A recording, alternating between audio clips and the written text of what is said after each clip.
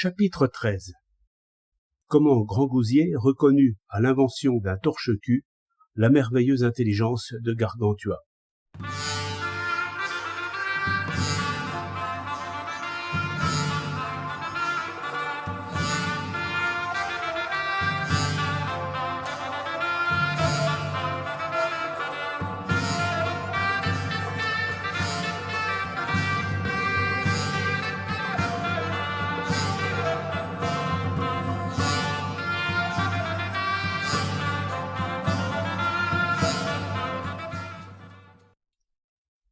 Sur la fin de la 5e année, Grangousier, retour de la défaite des Canariens, vint voir son fils Gargantua. Alors il fut saisi de toute la joie concevable chez un tel père, voyant qu'il avait un tel fils, et, tout en l'embrassant et en l'étreignant, il lui posait toutes sortes de petites questions puériles. Et il but à qui mieux avec lui et avec ses gouvernantes, auxquelles il demandait avec grand intérêt si, entre autres choses, elle l'avait tenu propre et nette. Ce à quoi Gargantua répondit qu'il s'y était pris de telle façon qu'il n'y avait pas dans tout le pays un garçon qui fût plus propre que lui.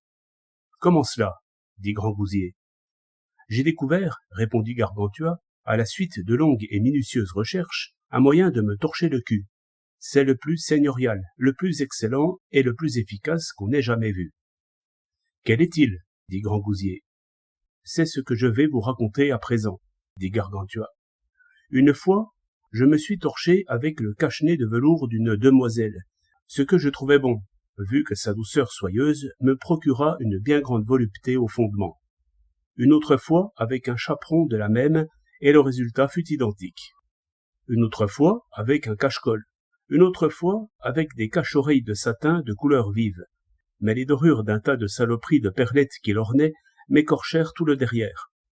Que le feu Saint-Antoine brûle le trou du cul à l'orfèvre qui les a faites, et à la demoiselle qui les portait. Ce mal me passa lorsque je me torchai avec un bonnet de page, bien emplumé à la Suisse. Puis, alors que je fiantais derrière un buisson, je trouvai un chat de Mars et m'entorchai, mais ses griffes m'ulcérèrent tout le périnée. Ce dont je me guéris le lendemain en me torchant avec les gants de ma mère, bien parfumés de bergamote. Puis je me torchai avec de la sauge, du fenouil, de l'aneth, de la marjolaine, des roses, des feuilles de courge, de choux, de bêtes, de vigne, de guimauve, de bouillon blanc, c'est l'écarlate au cul, de laitue et des feuilles d'épinard. Tout ça m'a fait une belle jambe, avec de la mercuriale, de la persicaire, des orties, de la consoude, mais j'en caguai du sang comme un lombard, ce dont je fus guéri en me torchant avec ma braguette. Puis je me torchai avec les draps, les couvertures, les rideaux, avec un coussin, une escarpette, un tapis de jeu, un torchon, une serviette, un mouchoir, un peignoir. Tout cela me procura plus de plaisir que n'en ont les galeux quand on les étrille. « C'est bien, dit Grangousier, mais quel torche-cul trouvas-tu le meilleur ?»« J'y arrivais, dit Gargantua. Vous en saurez bientôt le fin mot. Je me torchai avec du foin, de la paille, de la bauduffe, de la bourre, de la laine, du papier. Mais toujours laisse aux couilles une amorce, qui son cul sale de papier torche. « Quoi, dit Grangousier, mon petit couillon, t'attaches-tu au pot, vu que tu fais déjà des vers ?»« Oui, da, mon roi, répondit Gargantua. Je rime tant et plus, et en rimant, souvent je m'enrhume. Écoutez ce que disent aux fianteurs les murs de nos cabinets. Chieurs, foireux, péteurs, breneux, ton lard fécal en cavale s'étale sur nous. Répugnant, emmerdant, dégoûtant, le feu Saint-Antoine puisse te rôtir si tous tes trous béants tu ne torches avant ton départ. En voulez-vous un peu plus ? Oui, da, répondit Grangousier. Alors, dit Gargantua, rondeau. En chiant l'autre jour, j'ai flairé l'impôt que mon cul réclamait. J'espérais un autre bouquet. Je fus bel et bien empesté. Oh, si l'on m'avait amené cette fille que j'attendais en chiant, j'aurais su lui accommoder son trou d'urine en bon goret. Pendant ce temps, ses doigts auraient mon trou de merde équipé, en chiant. Dites tout de suite que je n'y connais rien. Par la mère Dieu. Ce n'est pas moi qui les ai composés, mais les ayant entendus réciter à ma grand-mère que vous voyez ici, je les ai retenus en la gibecière de ma mémoire. Revenons, dit Grangousier, à notre propos. Lequel, dit Gargantua, chier ?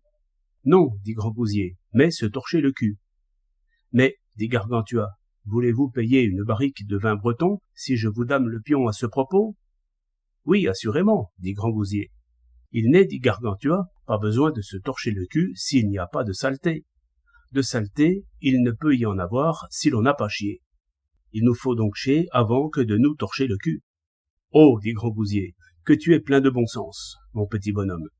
Un de ces jours prochains, je te ferai passer docteur en gai savoir, par Dieu, car tu as de la raison plus que tu n'as d'années.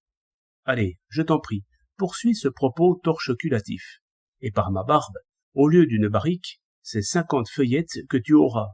Je veux dire des feuillettes de ce bon vin breton, qui ne vient d'ailleurs pas en Bretagne, mais dans ce bon pays de Véron. Après, dit Gargantua, je me torchai avec un couvre-chef, un oreiller, une pantoufle, une gibecière, un panier, mais quel peu agréable torche-cul, puis avec un chapeau. Remarquez que parmi les chapeaux, les uns sont de feutre rasé, d'autres à poil, d'autres de velours, d'autres de taffetas. Le meilleur d'entre tous, c'est celui à poil, car il absterge excellemment la matière fécale.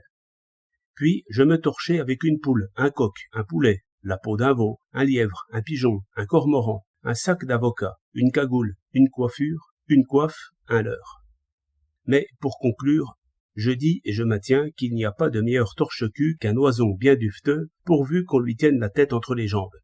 Croyez-moi sur l'honneur, vous ressentez au trou du cul une volupté mirifique, tant à cause de la douceur de ce duvet qu'à cause de la bonne chaleur de l'oison qui se communique facilement du boyau du cul et des autres intestins jusqu'à se transmettre à la région du cœur et à celle du cerveau. Ne croyez pas que la béatitude des héros et des demi-dieux qui sont aux Champs-Élysées tienne à leur asphodèle, à leur ambroisie ou à leur nectar, comme disent des vieilles de par ici. Elle tient, selon mon opinion, à ce qu'ils se torchent le cul avec un oison. C'est aussi l'opinion de maître Jean d'Écosse.